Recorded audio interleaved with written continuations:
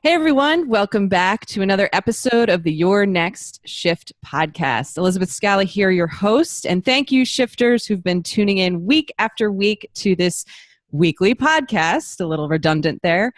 This podcast is showcasing all of the great things that nurses can do, all of the different jobs, and diverse, really just, I can't speak to enough the fact that there's so much opportunity in nursing. So if we find ourselves stuck, bored or stuck or not happy in our role, change it up. Find an audience or guest that's been on this program, connect with them after the show and say, how did you get into that specific line of work and what can I do to follow that path? So for the new listeners out there, welcome. I lovingly call you all shifters because together we are making shifts in our nursing careers so that we can feel fulfilled and enjoy our daily practice. If you need any information about the podcast or want to go back to any episodes that you've missed, you can find everything at elizabethscala.com. Just click on the podcast tab. And again, hundreds of interviews are waiting for you to be inspired through. So let's get to the point of today's program. My goodness, my mouth does not want to follow my brain. So shifters, maybe I need an extra cup of coffee. Welcome, Randy, to the program. Great to be here. Thanks for having me. I'm excited to talk to you. So, Randy, we were on the mics before we get on to the actual interview, and we've caught ourselves up on sort of what each other's up to. And shifters, I can tell you this is definitely the first for the Your Next Shift podcast. We've not had a guest of this kind. So Randy does have a nursing background, but doing other things as well. So I hope some of that comes out throughout the interview. Randy, I know I just introduced you with your brief bio. I'm wondering if you can kind of expand that out some and share a little bit more about yourself with the shifters listening, and then talk to us about what you're currently up to. Perfect. So I'm going to jump right in to share what that unique thing is because you got people anticipating what it is. So besides my nursing career, I'm also worked with the fire department. I've been over 30 years and I'm a chief officer with the fire service. So with that career, I paralleled a nursing career. I started back in my teens. Anyways, we'll get more about the nursing later. So what am I doing now? I had the misfortune of being a new leader and going through a horrible experience of not managing conflict to the point where I just got promoted, and a month later I was looking to get demoted. So that changed my life. So I had to find a way. My chief said, it was the fire department. My chief said, you got to find a way. So the good thing about what we're going to talk about today and what I'm focusing on is these skills they work at work, right? Redundant, but they also work in your personal life. Everybody deals with conflict. It's natural, inevitable. So I had to learn a way. And it got to the point where people kept asking me, what do you do? And it got to the point where it became a career. And been very fortunate to work with all kinds of companies and got to travel around the world now. It's been pretty amazing experience. So my focus is managers, especially I love to work on new level managers because now you in addition to your task world, the management world, you actually have to deal with the people side of things. So my main focus is helping managers manage conflict. So I've been doing it for over 10 years, doing a lot of corporation and fire service work. And as a nurse, I really want to give back to nurses too. I've always loved the nursing career, loved working with nurses, and I'm kind of making a shift, so to speak, in my career with that focus. Mm-hmm. Excellent. What I'm so intrigued about then is the parallels and how you have entered into the nursing profession. As you mentioned, you were in the firefighting profession first, right? I understand. So tell us about how you got into healthcare, specifically nursing. Was it an experience, a person in your life, your own interests? Just talk to us how you got into the nursing field. So about all the above. My mother's a nurse, my sister's a nurse, and in my extended family, we've got 4 doctors. So there's the medical aspect of things. I actually started working in a hospital in my teens. At the same time, I started working in the fire department. So I was an emergency medical technician, started working as an ER tech, and that really, in addition to having the family experience exposed to it and the talk and everything, that experience just kind of grew, and started as an emergency room tech, went on to become a nurse in PCU, some in critical care, a lot of emergency room, also did pediatrics for a while, and cardiac. So anyways, long story, but that really, just getting there and starting to deal with patients, the people side and the technical side, just really always love that career. With the family background, just fit really well. That's interesting. And we bring people on as guests all the time who talk about how they blend different aspects or components of their interests, of their passions, of their skill set. So I encourage shifters to think about, what are you good at? What do you enjoy doing outside of your nursing life? Is there any way to bring some of that to the profession and then really marry the two, so it makes you such a unique and a nurse who's can bring a different additional value to the team, because then it's not everybody is like the same exact thing, doing the same exact thing day in and day out. So interestingly, Randy, you're also in the leadership world, as you were talking about moments ago. I'm intrigued then to hear about your career philosophy. What would you describe your professional practice to be? How do you show up in the workplace? Well, if I had to pick one, it's fun. I've got to enjoy what I'm doing. Okay, it's simple, but if I don't have a passion for it, I've never had a job I didn't like.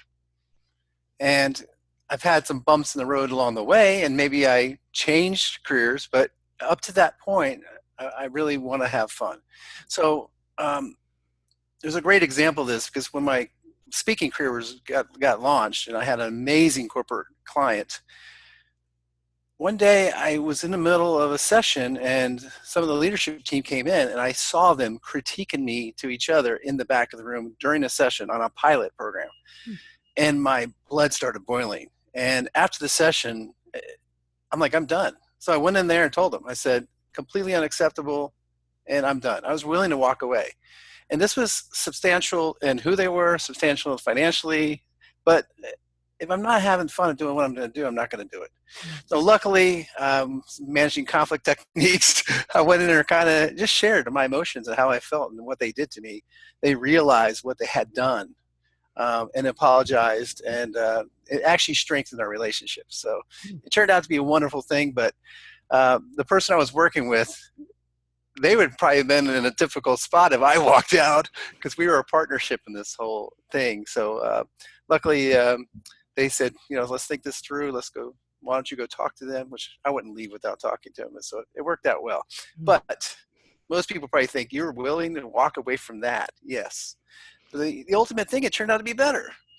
Exactly. I think that is, first of all, courageous. And what it brings back to is that value. So you were living along the value of bringing fun. And if it's not fun, then why be here and do it? It's going to be more difficult. The relationships will suffer. The work will probably fall down some, if you're not enjoying yourself, and sticking true to that value and having that courage to speak to that truth.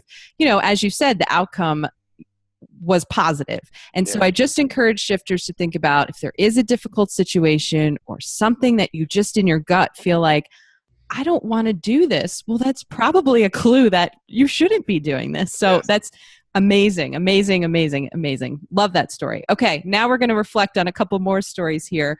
We're going to go across the spectrum from not so great to, wow, this is awesome. Tell us a story about an obstacle, a challenge, some kind of growing pain that through your career, lessons learned, those types of examples. Well, we all deal with other people. When I told you during my just getting promoted and having to deal with a potential demotion, I was technically ready. I was one of the most talented new officers coming in. And again, this applies to both any career. I wasn't ready to manage the people. And so I really had to work on myself to grow to the point where I felt, it's funny you mentioned courage before. That's a reoccurring theme in my life. I had to find the courage to step up, because the conflict, it wasn't a big blown out dramatic conflict. I asked someone to do something, and they looked at me and said, go do it yourself. And I stood there in silence, not knowing what to say. And I waited a few seconds, walked away, because I didn't know what to say. Now, nothing was said, but what happened? Well, do they talk? Of course they talk, and the crew that loved me and thought I was great suddenly thought I was a piece of crap, right? They had no belief in me, no respect in me, no trust in me. And and I wasn't managing the conflict, wasn't being a leader. Mhm. So it's funny, even still telling that story, I can still feel it inside, to the point, this sounds silly, I forgot the point. Oh yeah, this is a challenge. Okay. What did you learn from that terribly awful experience, right? Back to courage, I think. Our fears are often greater than what it actually is going to happen. The potential, what we imagine, right? The fear we imagine are often greater than what's going to actually happen. If I actually talked to him about the conflict, what was going to happen? I mean, there was a technical aspect I didn't know, but a lot of it was just fear, not stepping up. And, it took some time to start stepping up. I actually look forward to conflict now, and seems crazy, and some people can call me on it, but it's true. Here's what I know: conflict's going to happen, right? And people are having issues. What's one of the greatest things we could do is serve others and help them. I don't go in to fix them. I ask questions to have them fix themselves. I mean, that's, as a leader, it's one of the greatest gifts we can give other people. So I look forward to it now. And that's kind of my journey. That's amazing. I think that shifters in the audience, you're right, are cringing because most of us run away from conflict like the plague. But I do want to point out what you were talking about in terms of being promoted to a leadership role, being ready for that role, and then sort of not being prepared to manage people. This happens in nursing all of the time. It's just like, well, this person, the manager has left, they went on to retire, whatever has happened, and this person's been in this area for a long time and knows this, and do they want to get promoted? I'm not quite sure, but they step into that leadership role. So I want the shifters to just take notice of the courage that you described, the learning that can happen, the growth that now you are excited and sort of proactively looking to handle conflicts because, like you said, you're serving another person, you're seeking out resolution. It's just using leadership skills at their best. I love this. So because we will talk to you again on a leadership podcast, date and time to be determined, shifters. I'm giving you sneak peeks left and right. Let's flip to the other side of the spectrum, though, just for the sake of time, about a success story. I think even the story you just shared could have been a success in and of itself. But do you have another example of an achievement or an accomplishment in your career that you can share with the shifters? Sure. One thing I think is important to add before we move on to that last question: don't let conflict and that fear hold you back. Okay. I hate to talk about having you be technically ready and then face conflict. So if there's anybody out there that's contemplating a leadership role, please don't shy away from it. I would encourage you, if you're not good with dealing with conflict now and you're an avoider or even the opposite, right, fight or flight, you're one of those people that attack people, manage it first, work on that as part of your development. So please don't shy away from a leadership role. They need you. So with that, so successes, I think one of the greatest challenges one of the other greatest challenges I overcame that created my success, I was deathly afraid of public speaking. But I knew I wanted to be a leader. I knew I wanted to serve, and I knew I wanted to teach. And teach is probably the driver that pushed me the most. So I literally, during college, while working, I jumped into a speech club and had to go to the auditorium and give speeches. And man, white knuckles, gripping the podium, and it's scary. But I knew that was, again, courage I needed to develop my growth. Okay, going back to passion, I wanted to be a teacher. For me to get in front of people, I have to be able to present. So I didn't have a big, long goal. I'd never imagined I'd be where I'm at now. That wasn't even my goal. I just wanted to go down that path. So fast forward, I decided to become I was kind of a hobby speaker, so to speak. I decided to become a professional speaker, joined an association called National Speakers Association, and got into the academy and started exploring that. But to find I'm going to be a professional speaker. And an opportunity came up for me to go to Harley Davidson. A friend of mine recommended me, got an interview, did a training session with them, blew it out of the water, stayed the weekend and started 3.5 years training every leader at Harley Davidson in the US. And I also got to go to Australia a couple of times. So now, put this in perspective. I've done a few conflict classes with some fire officers, and now I am developing and delivering leadership program internationally to one of the biggest recognized companies in the world. So talking about courage, overcoming that. I'll never forget that first session of being in front of 50 executive level and high administrators and senior leader team, telling them how to run their company. So talking about perspective. And I just had to put a shift on that. Again, I had to put a shift on that. I have something of value to share, what I have learned, and I put it out there and it worked. And wow. So that's kind of where it's led me. That's wonderful. So I'm going to follow up on that, but I wonder if shifters are on their edge of their seats like me. I'm curious. So do you ride motorcycles? I did. Interesting. The person that we talked about, Harley, and I said, someday I'd like to do corporate training. And it was funny because she saw Harley present one time. And the week before we were talking about it and the phone rang, it turned out to be them. And my corporate client came true like a week later. So I do ride. Just love the company, love them. That's good. So what I want to point out to the listeners is the simple fact. So a couple things. First off, what I think is too cool is there's a level of trust, right? When people hear that we're a nurse. Yeah. Nursing's always voted the most trusted profession year after year.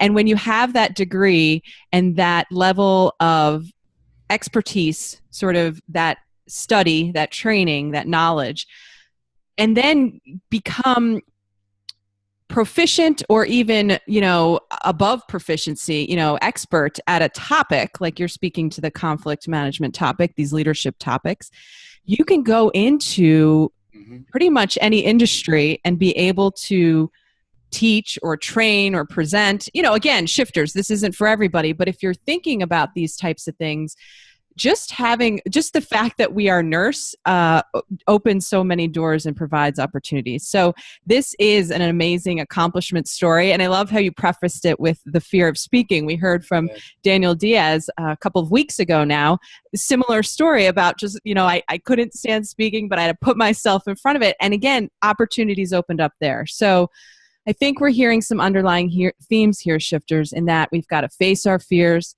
be courageous. These things will lead to growth and development and allow you to develop those passions really into work and be able to provide for our families through the things that we're passionate about. So I love it.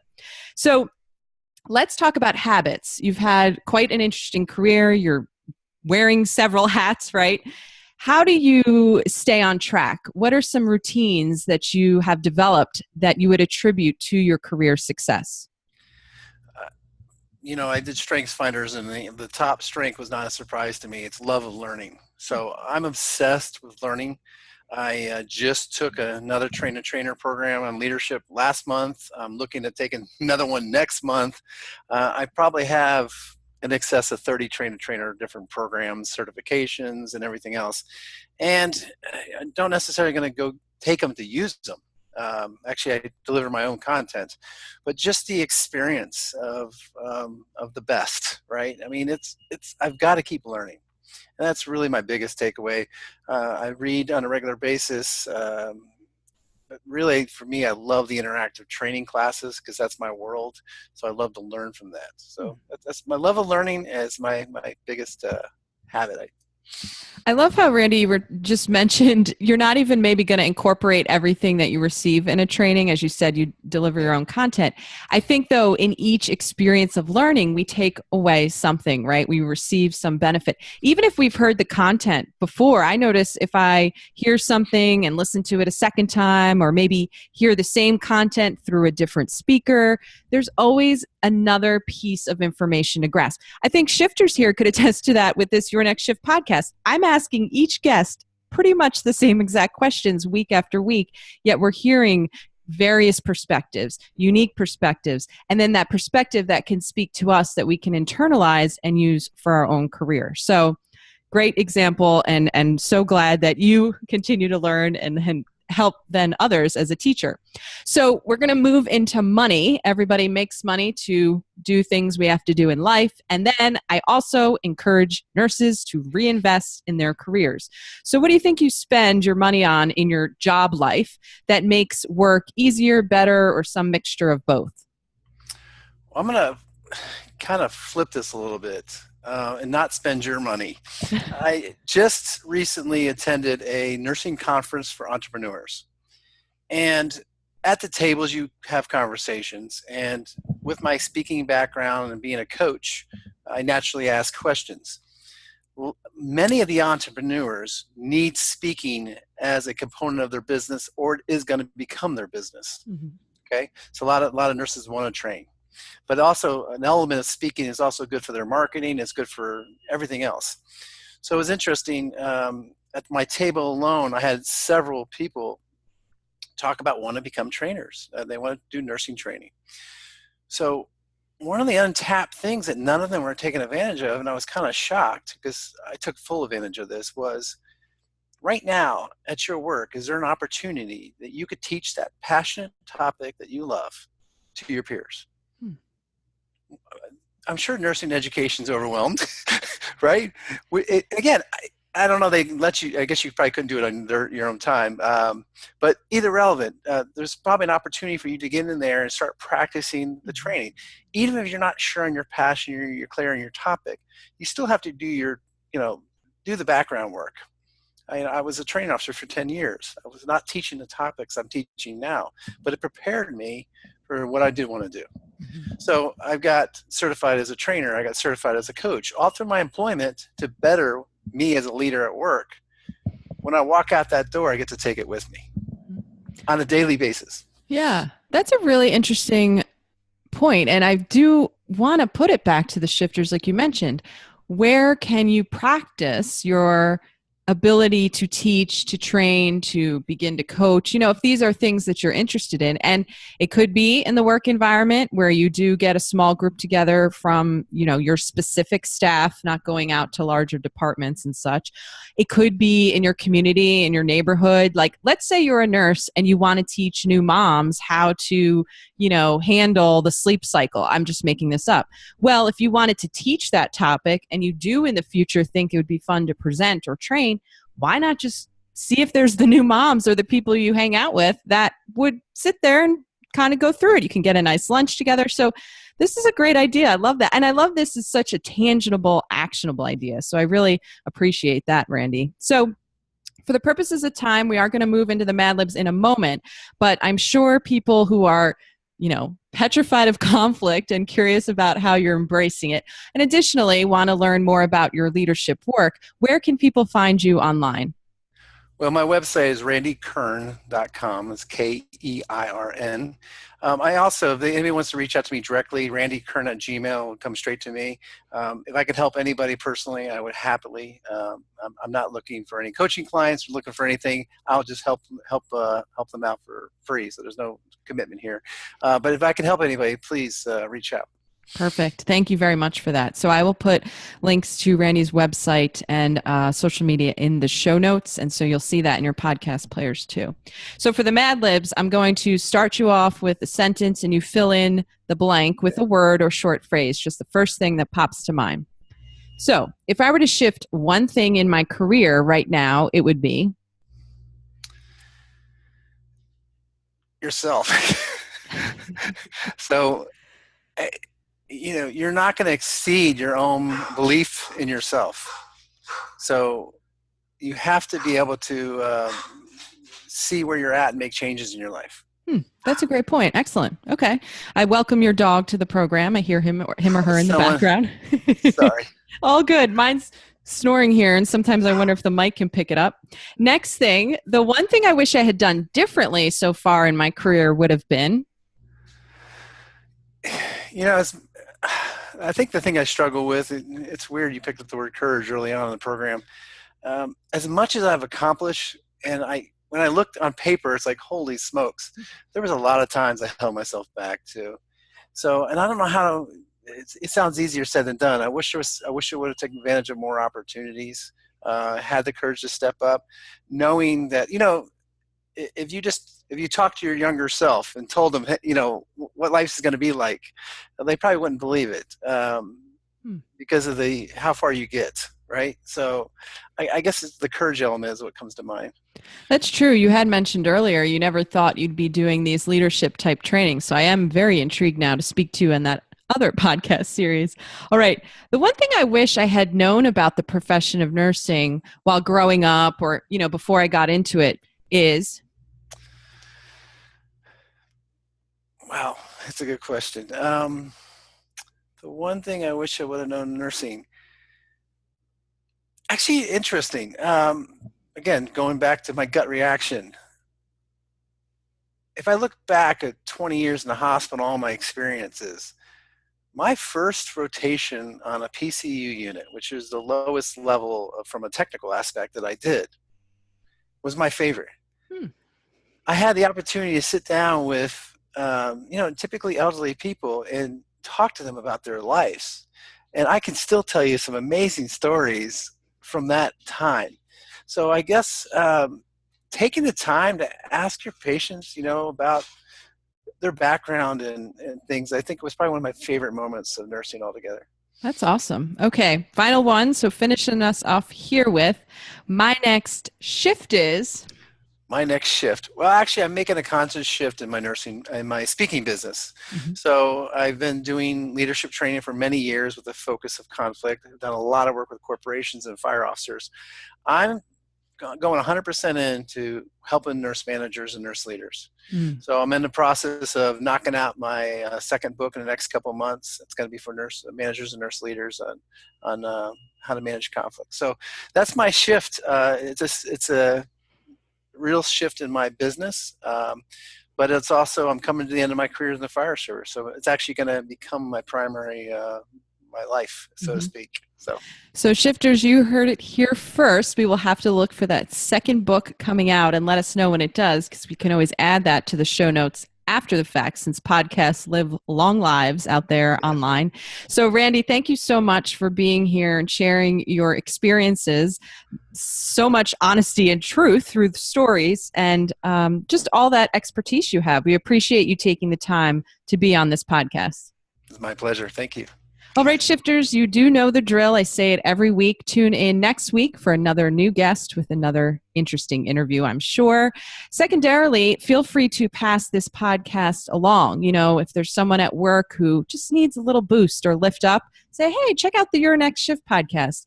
If you've enjoyed this program or any of the previous shows and listened through iTunes, we would appreciate any ratings or reviews that helps other nurses find and access the show. And then if you'd like to get in touch with me, look at the Your Next Shift book, join our community, anything like that, you can go to elizabethscala.com and all that information is there.